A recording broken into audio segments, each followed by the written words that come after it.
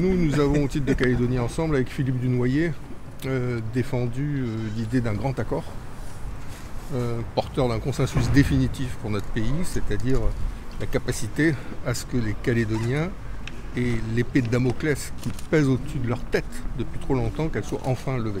Ça, c'est quelque chose pour nous de fondamental, qu'on permette aux jeunes de se projeter, aux entreprises de se projeter, au peuple calédonien de continuer à se construire. Nous avons également défendu deux sujets, ceux du corps électoral et du droit à l'autodétermination, qui étaient plus particulièrement sur la table aujourd'hui. En ce qui concerne le corps électoral, nous avons défendu l'idée qu'un peuple calédonien, doit s'enrichir d'apports nouveaux, comme n'importe quel autre peuple. On en a besoin, qu'on ne peut pas vivre dans un bocal fermé. Et donc, les Calédoniens d'adoption, enfants nés au pays, qui ne peuvent pas voter, conjoints de citoyens calédoniens, ceux qui se sont installés durablement, devront demain pouvoir participer à la vie démocratique du pays. Et sur le droit à l'autodétermination, autre point qui était à l'ordre du jour, nous avons proposé, comme nous le faisons depuis maintenant quelques temps, qu'il soit fondamentalement, profondément revisité. Qu'on n'ait plus des référendums d'autodétermination secs pour ou contre l'indépendance, qui clivent, qui détricotent la communauté de destin qu'on a commencé à construire ces dernières décennies, mais qu'on ait un référendum qui soit à l'initiative d'une majorité qualifiée, plus simplement un tiers des membres du Congrès, mais au moins 2/3 des membres du Congrès, c'est-à-dire c'est plus camp contre camp qui décide le référendum, c'est indépendantiste et non indépendantiste, et que le référendum ce soit plus une petite date sec, oui ou non, à l'indépendance, que ce soit un référendum pour un projet qu'on construit ensemble. Donc le revisiter, ce droit à l'autodétermination sur la forme et sur le fond, voilà les idées que nous avons défendues aujourd'hui en face de la Première ministre et qui a été d'une écoute, ainsi que le ministre de l'Intérieur, particulièrement attentive. Quand vous dites que Damoclès, qu'est-ce que vous voulez dire par là? Ce que je veux dire, c'est que si on sort d'un accord avec un droit à l'autodétermination qui s'exerce encore dans 5 ou 10 ans avec un référendum pour ou contre l'indépendance, on n'aura rien construit.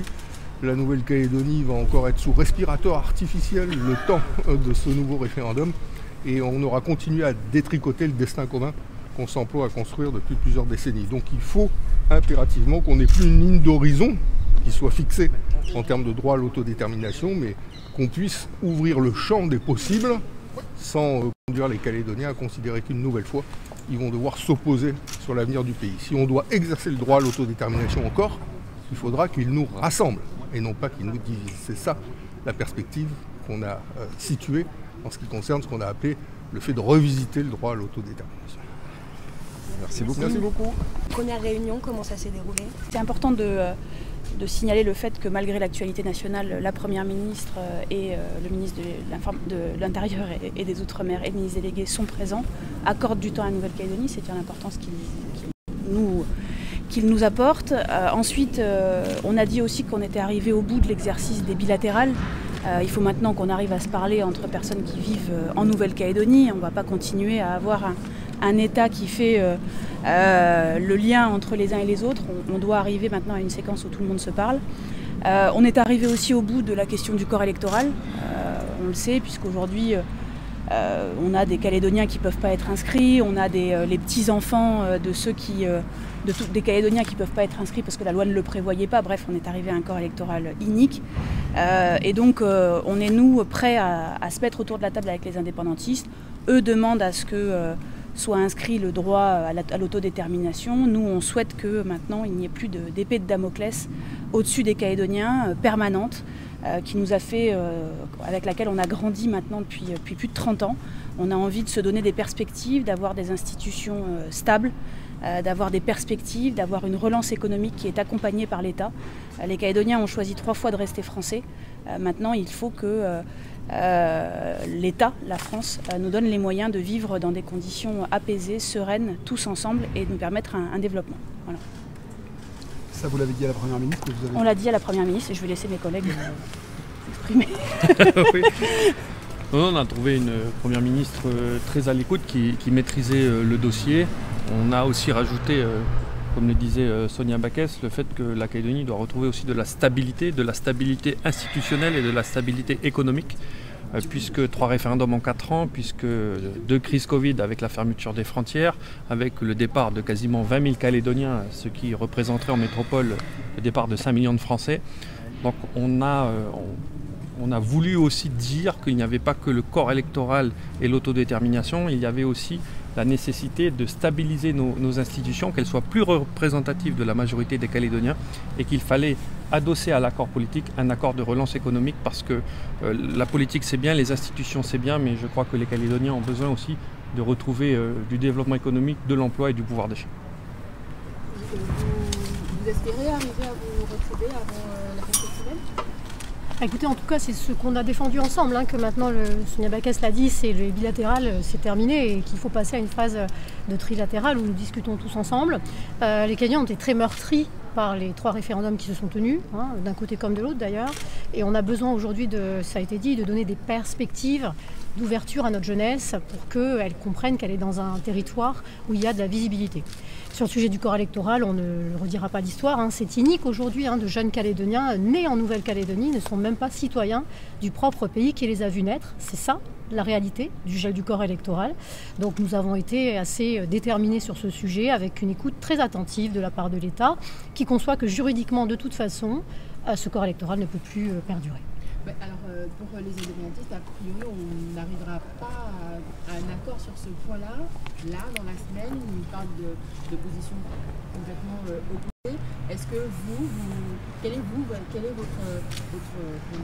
deadline pour ça? Écoutez, là, aujourd'hui, nous nous sommes reçus en bilatéral. Ils ont été reçus en bilatéral. L'État fait son travail pour qu'à un moment donné, des discussions s'engagent. C'est de la responsabilité de l'ensemble des élus de la Nouvelle-Calédonie.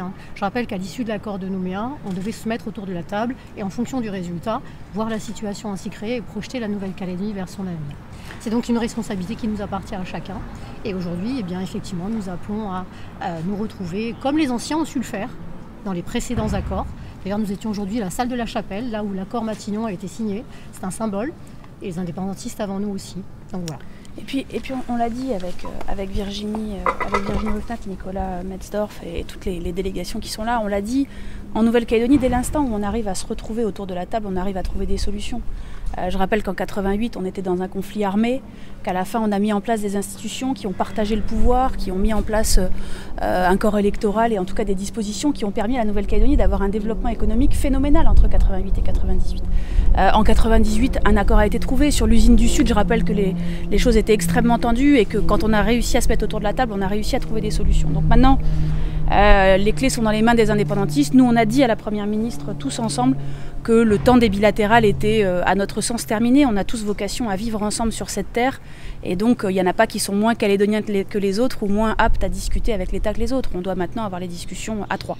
D'accord, donc vous appelez les indépendantistes à se retrouver avant votre départ en Nouvelle-Calédonie. Alors, nous, on l'a toujours fait. Donc, on met pas d'ultimatum. On considère s'ils veulent nous voir dès ce soir tous ensemble, on les verra dès ce soir tous ensemble.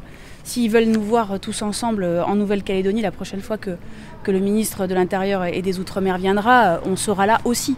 On sera là, mais on considère que on est arrivé au bout. On est arrivé au bout de ce qu'on peut faire chacun de notre côté. C'est quand même pas à l'État d'aller nous expliquer ce que les indépendantistes ont dit et d'aller dire aux indépendantistes ce que les non-indépendantistes ont dit. On arrive au bout du dispositif.